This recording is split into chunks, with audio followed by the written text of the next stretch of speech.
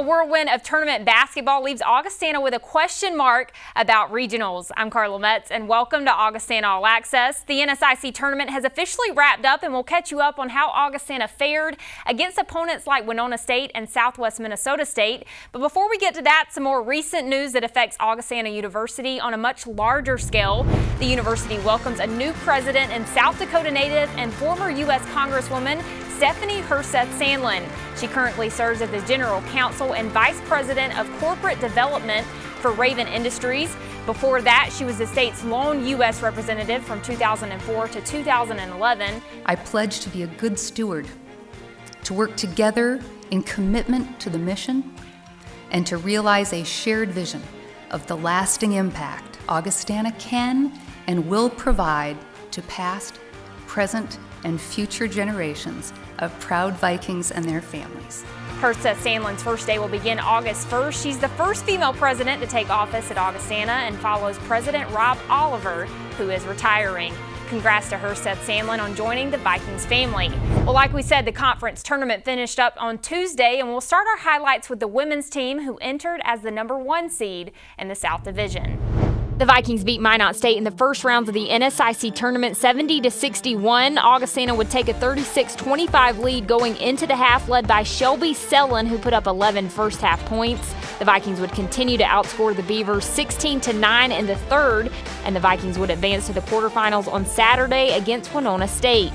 The Vikings had beaten the Warriors twice during the regular season, but could they do it the third time around? We start in the third quarter where Augustana has a 3-point advantage. The Warriors would come out fighting, hitting back-to-back triples, but Augustana would keep attacking, keeping the Warriors' lead to a minimum. A little over halfway through the third, Logan O'Farrell would put up a shot from behind the perimeter. That 3-point play would put Augustana ahead by 1, but that would be the last time the Vikings had the lead. The Warriors would roll in the fourth quarter, building their lead to as much as 15, and the Vikings would fall to Winona State 82-76. Moving to the men's side, the Vikings would defeat Bemidji State in the first round 74-63, and that would advance them to the quarters on Sunday against Northern State. The Vikings would break down the Wolves game almost to perfection, never trailing in the meeting. They hit 49% from the field and hit 10 of 20 triples. Jordan Spencer led 3 other Vikings in double digits with 23 to help take down NSU 88-64. The Vikings would then advance to the semis against Southwest Minnesota State. We start in the fourth quarter. Augustana up by 8 after a Steven Schaefer 3. Then it's Mike Busack with a drive inside to bring the Vikings lead to 10 just before the game clock had 3 minutes remaining. SMSU would be on the attack for the rest of the game, getting within 2 after a Michael Lee 3. An Adam Byer layup would stretch it back out to 4, but the Mustangs would tie things up with 24 seconds to go to take it into overtime. Augie would get down by 5 early, but jumpers by Jordan Spencer and Mike Busack would make it a 1-point game. John Warren with a 3-pointer with 10 seconds remaining would be met with a Joey Bartlett layup in the final 2 seconds, and fans would see a second overtime. Here the Vikings fell behind, having trouble finishing at the basket. SMSU would have a 14-6 advantage, and with that, the Vikings conference tournament run would end with a final score of 97-89. When we come back, we check in with Coach Tom Billeter and talk about the Vikings meeting with SMSU in the semifinals of the NSIC tournament. Augustana All Access on Midco Sports Network is presented by Sanford Orthopedics and Sports Medicine and Classic Import.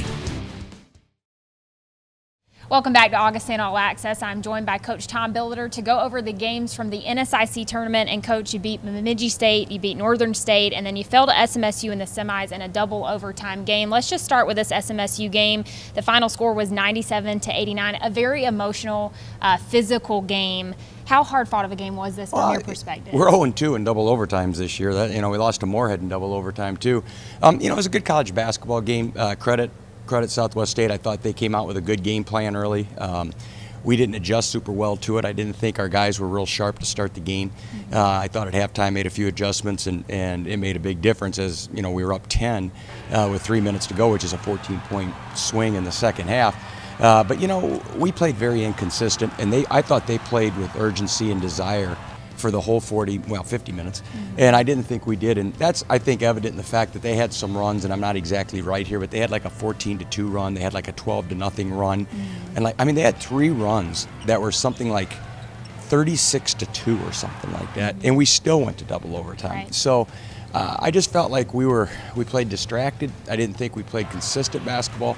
But credit them for the win. And I'm giving all the credit to them. But asking about our team, I didn't think we played as well as we could play. Right, and I know you probably, as a coach, didn't obviously want to go into double overtime and probably point to the end of regulation. But you both scored 11 points in the first overtime, and then they outscored you 14-6 in the second overtime. Was that just because you're just tired at that point in the game? They should have been tired too. I thought we. I thought we missed a couple shots that you probably got to make, but I thought we broke down defensively and gave up some easy ones early. I just think anytime you go to a double overtime game, as soon as you get, I think the first team to get a 3-point lead in any overtime's got the advantage. And we were down 5, I believe, in the first overtime, but we were able to come back and tie that one. Actually had a chance to win it, but they came down with 7 seconds left and missed a shot so bad it worked. They missed everything, and there's Joey Bartlett right there to just put it right back in. So that was a tough way to, an emotional high of going up 2 on John Warren's shot with 7 seconds to go and go down and miss a layup, and doesn't hit the rim or anything, and they're right there to tip it back in to go to double overtime. But that's how you win games like that. So, it's just a game of a lot of highs and lows, a lot on the line, obviously. At the end, they beat us. Right. I want to back up a little bit to that Northern State game, because obviously you were in control the whole time just watching that game. But how were you able to dismantle the Wolves in that game? Well, we played well. We made shots. This is so eerie. We played well against them. We did. It was a good game. And then after the game, we have to right away, we sign autograph. I never got my team together, so we didn't get to talk to them. They have to go do all these other things. And not one time did we meet after that game. And it reminded me so much of 2 years ago when we beat Arkansas Tech the same way in the regionals. We beat Arkansas Tech by about 20 points, played great. And the next night we played very flat and very distracted in Northwest Missouri, and they beat us by 2 in the semis of the regional. Right. And I felt like it was the exact same scenario and situation. And I'll be honest, I don't feel like our team in particular, and I'll talk about other teams, we don't handle all day everybody telling you how well you played and how great you are. And we don't handle that well. And I thought that we played against Southwest State with a lot of distraction. We weren't executing as well as we have been. We were making errors on plays that we've had in since November. Right. We just weren't solid, and I think all of that just built into a game where I felt like we still had a chance to win it, should have won it, didn't win it, and I felt like you're always trying to fix it as a coach, trying to figure it out. And that one is still, it's a little bit of a mystery to me how some of those things happen. But credit, 2 big bombs. I mean, they hit 2 very deep, hard shots with Taylor Schaefer and Michael Lee, and all of a sudden a 10-point game was down to 2, and those shots made up for a lot, and we missed a couple, and that's what happened. Right. Well, now it's just a waiting game to kind of see about regionals. The rankings come out Wednesday, the selection show on Sunday. The tournament was very unpredictable. I think everybody's bracket was busted, but how hard is it going to be for the committee to decide who makes it into the region? Well, it's funny. I agree. You say it's unpredictable. The number 1 and 2 team in the South Division are playing for the championship, so it's not like we're the 3rd team. The end result was Moorhead gets upset. So on that side of the bracket, we had all 4 South teams in the Final Four, and 1 and 2 are playing. So, we were there. We had our opportunities, but obviously everybody's saying, well, Southwest State has to win. Well, I don't know. I really don't know. I think the GAC's going to get their 3. And I think you got 1 team coming from the Missouri, because nobody has emerged in that Missouri league. And so we still have a chance to get 4. To your question, here's the problem. If we're the 7th or 8th seed and anybody else wins that tournament, I'm not saying if Upper Iowa wins and we're the 8th, then Northwest or one of the 3 GAC teams has to win their tournament, or we're probably going to get bumped out. Right. So we badly need, it would help if Southwest Minnesota wins, but we badly need one of the 3 GAC teams rated ahead of us, East Central, Monticello, or Tech, to win their tournament. And then we need Northwest Missouri to win theirs. All right, that definitely makes sense. Well, thanks so much for joining us today. Yeah, Carla, thank you. All right, well, up next, we're going to catch up with Coach KRAUTH on their tournament games against Minot State and Winona State. We'll be right back. Welcome back to Augustana All Access. I'm joined by Coach Dave KRAUTH to go over the NSIC tournament games. And Coach, you beat Minot State in the first round 70-61, and then you fell to Winona State in the quarters 82-76. So just to get us started off, let's start with the Winona State game. Is this just a game kind of that just falls into the category of it's really hard to beat a team 3 times in one season? Well, we certainly didn't verbalize it or mention it among ourselves, but the thought was in my head, and I'm pretty sure it was in the heads of a lot of our players. So it is difficult, evenly matched teams, and so you've got one team maybe trying to play more not to lose, and another team that's kind of got a little extra motivation, and you have to give Winona State, especially the second credit, especially the second half. They shot the ball in and hit big shots, made plays that made the difference. Right, and looking at the stat sheet, you beat them in the paint, beat them on the boards, you had more second chance points, so you were right up there with them, but where were they able to make up the most ground in that game, do you think? You said the second half, but... Yeah, and well, there were a couple differences. One is they got to the free throw line quite a bit. And, in our system, if you get called for a few hand checks or whatever it may be in a quarter, then, they're going to the free throw line with 2-shot free throws. And that happened to us. We didn't get the same number of opportunities. And then, we didn't shoot great. We were high 30s, but... in that game, I would have expected we need to shoot a little bit better. Right. And Shelby Sellen had a great game. She's been a solid player for you yes. all year long. She set a new career high in that game with 19 points. I know it has to feel good as a coach to know that you got her around for 2 more seasons. Yeah. No, she's come on and works very hard at her game, continued to improve, and so that's a very encouraging sign. I told her afterwards. That the last minute or two of the first half, she was pretty tired and ended up with a couple of either turnover or got a shot blocked or whatever, and I could tell that the fatigue was playing a little bit into that, and I probably should have had her out. But overall, yeah, she's really had a great few weeks here winding up our year. Right, and just briefly, I just want to touch on the Minot State game. Like I said, you beat them 70-61 in the first round, but just kind of your overall thoughts about that game leading up to the Winona State game. Well, for me, a little apprehension, just simply because, we went to kind of that neutral court for our first round game. Now, neutral in that we hadn't played there, but, you're still going to get your fans there, and so you've got that level of a home court. But we were maybe a little jittery and got off to not a super fast start, but then I thought settled in and steadily built the lead until we got into the later parts of the third quarter and was pretty comfortable. And so I thought for a first round game we didn't have to travel and played reasonably well, so I was pleased with that one. Right, and your record right now is 23-8, and it's just a waiting game right now yeah. to kind of see about regionals. How tough of a decision is that going to be for the committee that has to decide this?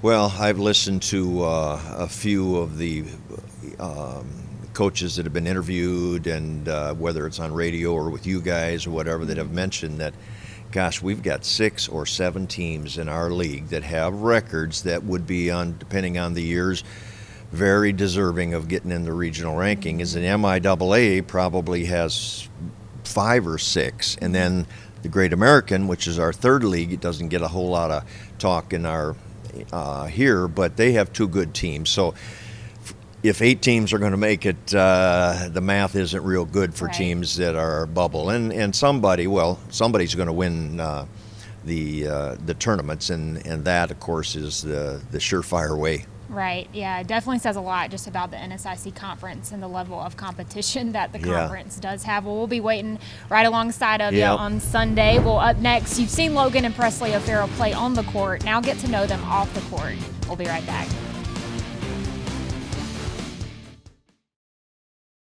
Welcome back to Augustana All Access. The women's basketball team has a double threat in Logan and Presley O'Farrell. The two averaged a combined 20 points this past season, both adding their own flavor on both sides of the ball. The two have one more season left as a Viking, and despite having been a part of the Augie community for the past 3 years, you'd be surprised at how often their professors still get them mixed up. I am Logan O'Farrell, and we are from Summit, South Dakota. I'm Presley O'Farrell.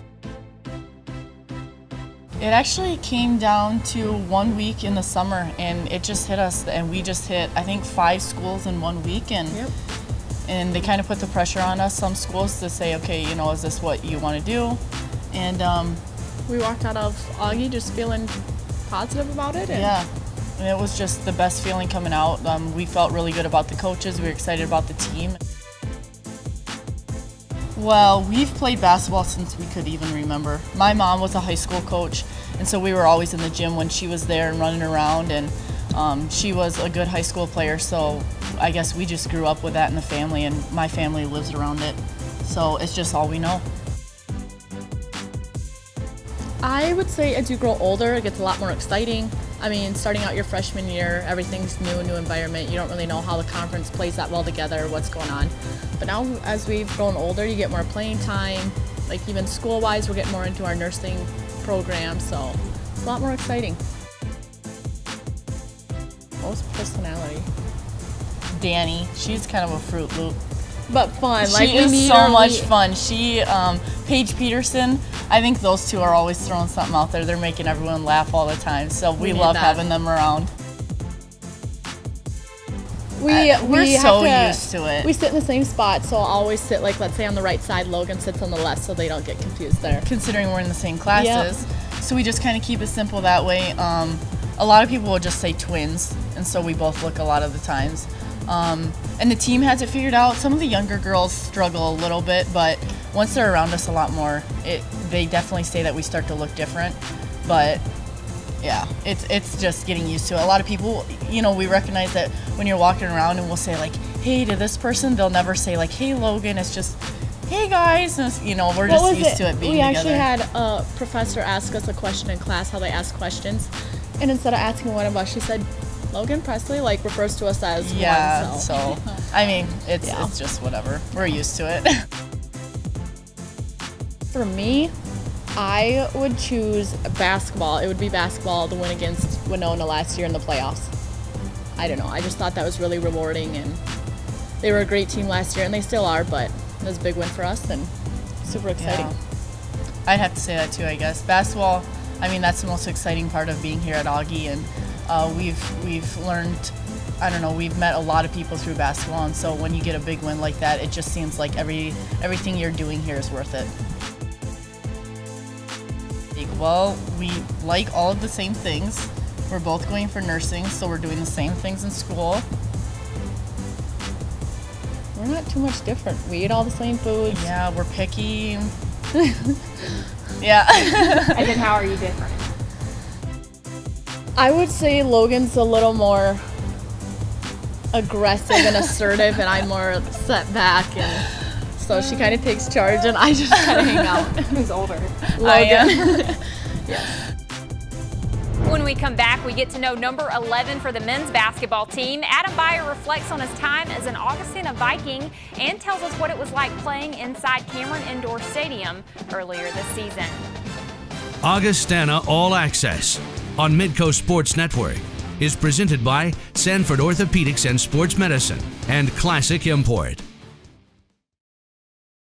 Welcome back. Adam Beyer has averaged 12.4 points during his senior season and has been a foundational player for the Vikings over the past 2 seasons. Off the court, Beyer likes all things Wisconsin, including the Green Bay Packers and the Wisconsin Badgers. We get to know him a little more with a quick question and answer feature. I'm Adam Beyer from Green Bay, Wisconsin. It's an awesome school that definitely drew me to it. I really enjoyed the atmosphere when I came. Coach B is awesome. He really gets you fired up to play. So he was an awesome coach. So with the combination of the great coach and then the awesome school, that was kind of the big factors for me. I think it was just an easy sport to practice, so it was something that you could always be doing. My dad my dad didn't really play much, but he liked basketball, so he kind of had me like playing it when I was younger, and it was easy to just play in the driveway, and it was something that I really enjoyed. So kind of just stuck with it, and then I got pretty good, so kept playing it then even more. Yeah, definitely the national championship, yeah, for sure. That's a once-in-a-lifetime experience. So, I mean, I'm blessed to have been able to be a part of that team, so definitely cherish that forever. Yeah, that was awesome.